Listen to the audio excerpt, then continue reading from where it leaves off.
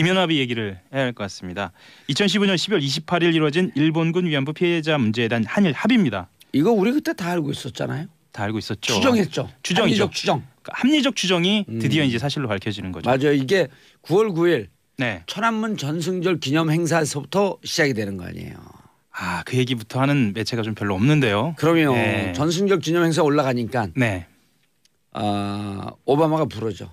그렇죠. 미국은 굉장히 불편했죠. 예, 네. 당신들 중국 쪽으로 갈 거냐?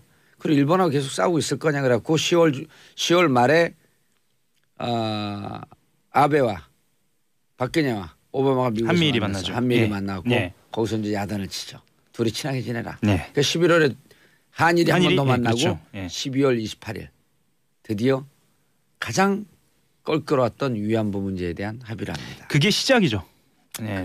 그게 시작이고 모든 말하자면 국제의 문제와 관련된 특히나 이제 안보와 관련된 것까지 맞물려서 그때부터 시작이 됩니다. 일본은 미국이죠. 미국은 MD 체제로 들어가기 위한 사드 문제를 해결하는 것이고. 그렇죠. 일본은 보통 국가로 가는 군사 동맹으로 가는. 그렇죠. 무장할 수 있는. 그렇죠. 한국은 사드를 배치하고 챙기는. 누굴까요? 챙기는 사람 뻔하죠. 박근혜 뒤에서 챙겼던 사람. 실제로 그것에 대한 수사도 돼 있었습니다. 어느 정도. 예. 이면 합의 간단하게 짚어보고 그쪽으로 좀 넘어가려고 하는데요. 우리가 아빠 뉴스에서 하지만 예. 그래도 간단하게 정리를 간단하게 했습니다. 이면 합의 내용을 좀 들여다볼까요? 한국 정신대 문제 대책협의회 정대협이 단체를 포함해서 시민단체들이 불만을 제기할 경우에 한국 정부가 설득하기로 했다라는 내용이 첫 번째 이면 합의 내용이고요. 주한 일본 대사관 앞 평화소녀상 이것에 대해서 한국 측이 적절히 해결되도록 노력한다라고 얘기한 것이 또 하나의 이면 합의였고요. 그 다음 게 저는 좀 굉장히 화가 많이 났는데요. 일본이 성노예라는 표현을 쓰지 말 것을 요구하는 것에 대해서 우리 정부가 공식 명칭은 일본군 위안부 피해자일 뿐 이렇게 확인을 해주는 것도 있고요.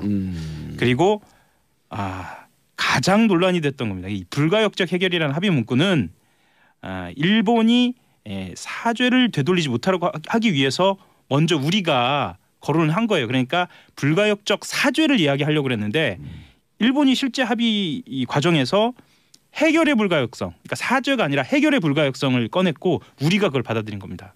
그래서 실제로 이 합의 과정에서 뭔가 다급하고 정상적이지 못하고 이런 것들이 그대로 이면 합의에 있었다라는 게 지금 드러난 거죠. 예. 이때 미국한테 야단 맞으면서 합의하고 사드는 이미 이때 결정이 됐던 거예요. 그렇다고 볼 수가 있죠. 그리고 1월에 수소폭탄 실험, 그렇죠. 2월에 미사일 발사 실험 이게 울고 싶은데 뺨 때려준 거죠.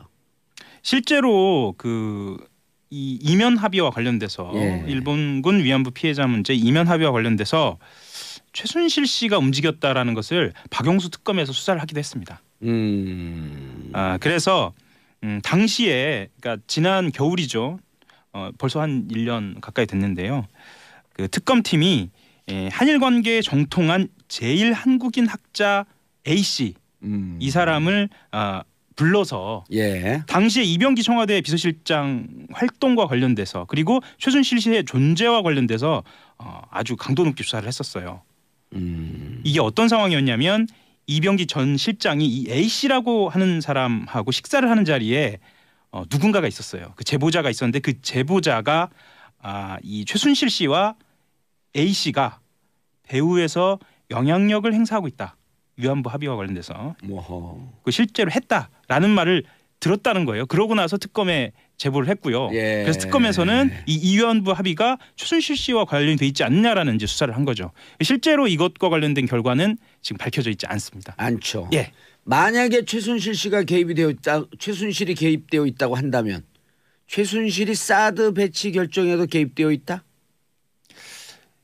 이게 라고 연관이 될 수 있겠죠. 그러니까 한 묶음으로 그때 이야기가 좀 되는데요. 왜 한 묶음으로 얘기가 되냐면 그때 이야기는 위안부 합의와 묶여서 한일 군사정보 보호 협정까지 개입됐다라는 혐의를 두고 조사를 했거든요. 그렇죠. 그러면 위안부 합의, 한일 군사정보 보호 협정 그 다음 단계가 사드, MD 뭐 이렇게 가는 거거든요. 사드 뒤에는 로키드 마틴사가 있고요. 네. 이게 2부에서는 이 얘기는 안 다룹니다. 그렇죠? 예, 최순실 씨 얘기는 안 다루게 사드와 되나요? 최순실과 로키드 마틴은 악마 기자 주진우, 네. 악마 기자 2를 꿈꾸는 하호영. 뭐 저는 너희들의 그렇게까지는 뒤를 쫓고 있다. 예예예. 예. 여기까지. 예. 조만간 어디까지? 밝혀져야겠죠. 기사 취재 다 됐다는 얘기네요. 아닙니다. 그건 아니고 밝혀져야겠죠. 우리끼리만 알고 있죠. 네. 예. 아니요. 무슨 특검이라 했죠? 박영수 특검. 박영수 특검도 알고 있죠. 알고 있죠. 예. 알고 있을 내용은 것으로 보입니다. 추정이 되죠. 예. 알겠습니다. 좋은 선물 드리겠습니다. 박영수 특검님 기다리시죠. 조윤선 전 오병우. 청와대 정무수석 예. 기각 이야기 다음으로 좀 해보아야 할 것 같은데요. 예. 오늘 새벽입니다. 오늘 새벽에 집으로 돌아갔습니다. 예, 답답한 일인데요. 예. 그 법원의 구속 전 피의자 신문 영장실질심사에서 국가정보원으로부터 특수활동비를 수수했다는 본인 의혹에 대해서 소속 직원을 예. 거론하면서 부인을 했습니다. 그러니까 어떻게 넘겼냐면요. 지금 구속돼 있습니다. 당시 부하였던 신동철 정무비서관이 먼저 알아서 국정원 돈을 가져왔다. 업무 경비로 위법한 줄 몰랐다라고 이야기하면서 자기 소속 직원을 부하라고 이렇게 칭하면서 자기는 몰랐다라는 거예요. 이 사람이 그냥 돈을 가져왔고 네. 자기가 받은 게 아니고 가져오니까 네. 그 돈인 줄 모르고 썼다. 네. 상식적으로 이해가 안 가죠. 아니 상식적으로 이해가 가요. 그런가요? 이렇게 잔머리 굴리라고 공부 잘해서 사법고시 패스한 거예요. 그런가요? 자기 남편도 그러고 본인도 그러고. 그리고 네. 이렇게 뻔한 거짓말을 하는 것을 그 진술이 있으니 맞습니다. 라고 그렇죠. 인정해준 판사. 예, 서울중앙지법 오민석 영장전담 부장판사가요. 금품의 뇌물성 등 범죄 혐의에 대해 다툼의 여지가 있다 이렇게 봐줬어요. 예, 봐줬다기보다 그렇게 봤습니다. 예, 그리고 인정했으므로 증거인멸에 우려가 없다. 이렇게 얘기했습니다. 그래서 검찰이 이렇게 얘기했습니다. 전경련을 압박해서 특정 보수단체를 지원하게 한 같은 혐의로 부하 직원인 허 전 행정관은 구속시켰는데 예. 상급 책임자이고 또 별도의 뇌물수수 혐의까지 있는 조 전 수석을 풀어줬다. 이거는 엄정한 책임을 면한 그런 결과를 가져왔다라고 해서 공정성이 침해됐다. 강하게 반발했습니다. 그러니까요. 오민석 판사가 판결한 이제까지 판결을 누가 믿겠습니까? 그렇게 됐네요. 예. 앞으로도 믿을 수 없어요. 여러분들 판사 있으면 안 됩니다. 김명수 대법원장님 듣고 계시죠? 자. 이런 사람들 판결하면 안 돼요. 예, 아니 검찰이 항의했잖아요. 검찰 항의한 논조에 근거해서 하는 거예요. 저는 얘기가. 그렇죠. 제가 한 그리고 것도 아니고. 국민들의 법감정. 그러니요. 예. 아니 지금 검찰이 뭐라 그랬냐면 네, 믿을 수 없는 즉 신뢰할 수 없는 판결이므로 그 다음에 생략했잖아요. 당신 판사하면 안 돼. 그렇게 그 이렇게 얘기한 줄 수 있죠. 거예요. 예. 이런 사람들 판결한 거 어떻게 믿습니까? 상대적으로 우병우 네. 전 수석은 어쨌거나 구속 상태 풀어달라고 하는 요구가 받아들여지지 않았습니다. 예. 서울중앙지법 형사합의 2부 이유철 부장판사. 예. 제가 이름을 이야기하는 건 뒤에 좀 설명을 좀 할 텐데요. 예. 이유철 부장판사는 기존 구속영장 발부에 따른 구속이 적법하다라고 아주 심플하게 간단하게 그 거부의 뜻을 밝혔어요. 사정 변경이 없었다. 그렇죠. 아하. 예. 그 우전 수석 같은 경우에는 혐의 사실 다툼 여지가 있다. 뭐 예. 증거를 인멸하거나 도주할 우려가 없다. 뭐 이런 이야기는 했지만 뭐 받아들이지 않았고요. 좀 주목할 만한 부분이 있는데요. 원래는 신광열 수석 부장판사 예. 뭐 이름 좀 많이 들어보셨을 텐데요. 예, 김관지, 임관빈 다 풀어줬죠. 정책실장, 김관빈 전 안보실장을 풀어줬던. 예, 이번 구속적부심 같은 경우에는 그 심판사가 맡아야 하지만 신수석 부정이 우전 수석이랑 예. 고향이 같아요. 경북 경북봉화. 예, 그리고 동기. 서울대 법대 사법연수원 동기예요. 예. 그래서 학교는 하나 좀 선배거려? 동기라고 합니다. 학번도 동기예요? 예. 그래서 그래서 여기도 소년급제네. 소년급제죠. 그런데 우병우 수석이 조금 더 나이가 어려서 적어요. 예, 그렇죠. 예. 호적상으로 적대는 거 아니에요? 이건 뭐 그렇다는 겁니다. 그래서 어쨌든 사건 재배당 요청 해석이 받아들여졌고요. 예. 그래서 구속이 유지가 된 거 아니냐라는 분석도 나옵니다. 예. 자, 이유철 부장판사가 이러이러함으로 기각한다. 예. 그다음 생략된 말이 있잖아요. 그 전에 사정 변경이 없는데 구속적 부심에서 풀어준 신광열 형사수석 부장판사 잘못된 판결입니다. 이렇게 얘기한 거예요. 그렇게 볼 수가 있겠죠. 그렇죠. 예. 아니 그 뒤에 생략된 부분 예. 이것을 행간의 의미라 그러잖아요. 행간의 의미죠. 예. 사이버 사령부 얘기로 다음으로 넘어가겠습니다. 사이버 사령부 지금 김관진 전 장관이 예. 구속에서 풀려나서 좀 답답한 상황인데요. 2012년 4월 11일 총선을 앞두고 4월 11일 총선을 앞두고 사이버 사령부를 동원해서 정부 비판에 대응하고 치적을 홍보하는 30일 작전을 벌였다.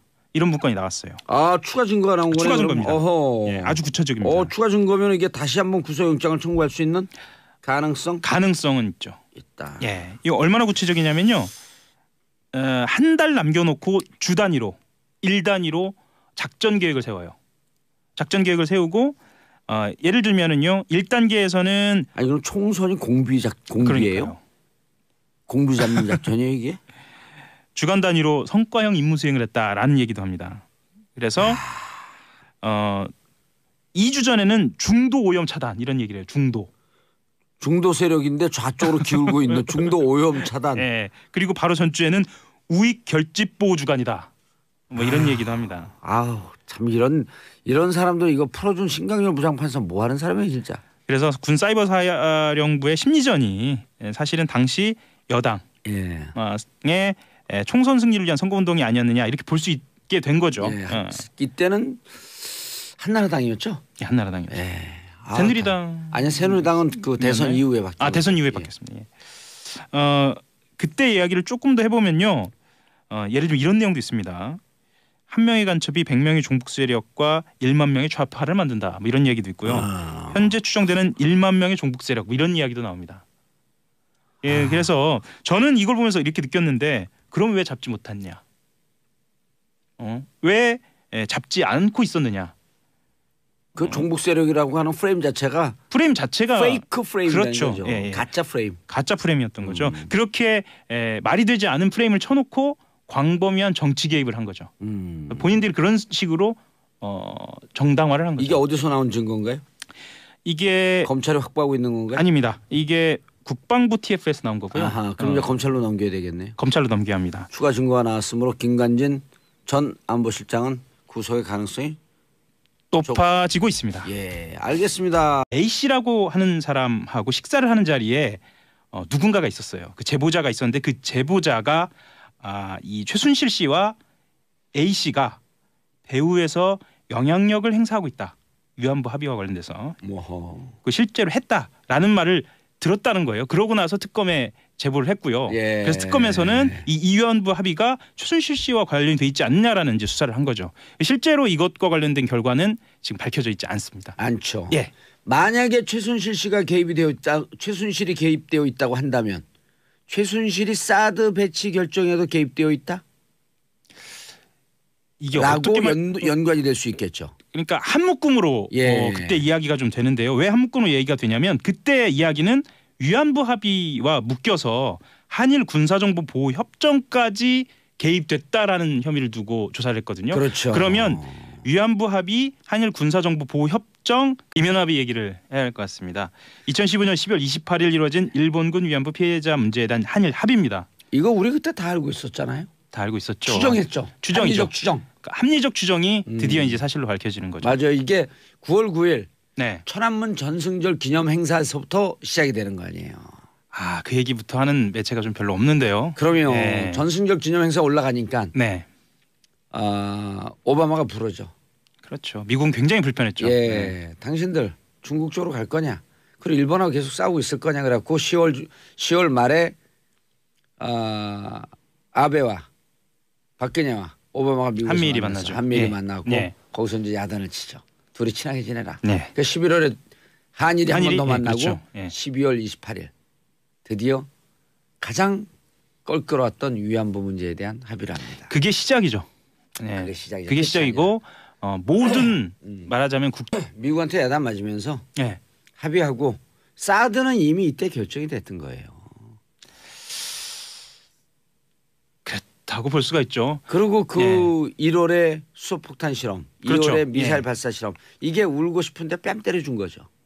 실제로 이 이면 합의와 관련돼서 예. 일본군 위안부 피해자 문제 이면 합의와 관련돼서 최순실 씨가 움직였다라는 것을 박영수 특검에서 수사를 하기도 했습니다. 그래서 당시에 그러니까 지난 겨울이죠. 벌써 한 1년 가까이 됐는데요.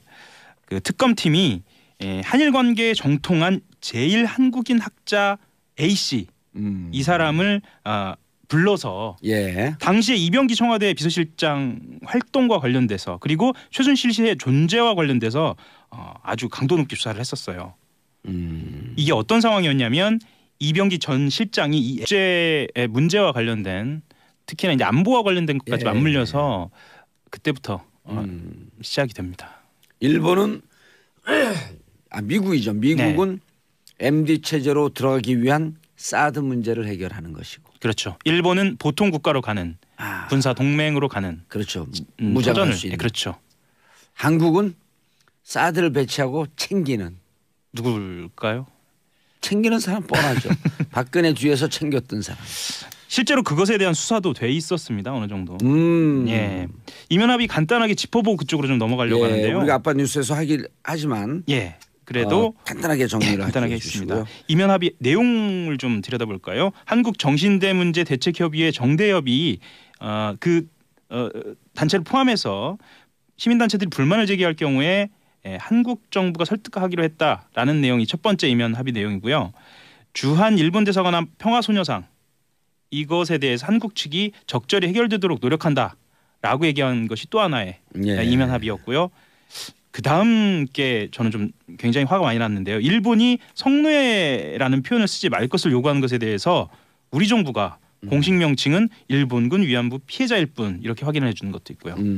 그리고 가장 논란이 됐던 겁니다. 이 불가역적 해결이라는 합의 문구는 일본이 사죄를 되돌리지 못하려고 하기 위해서 먼저 우리가 거론을 한 거예요. 그러니까 불가역적 사죄를 이야기하려고 그랬는데 일본이 실제 합의 이 과정에서 해결의 불가역성, 그러니까 사죄가 아니라 해결의 불가역성을 꺼냈고 우리가 그걸 받아들인 겁니다. 그래서 실제로 이 합의 과정에서 뭔가 다급하고 정상적이지 못하고 이런 것들이 그대로 이면 합의에 있었다라는 게 지금 드러난 거죠. 예. 이때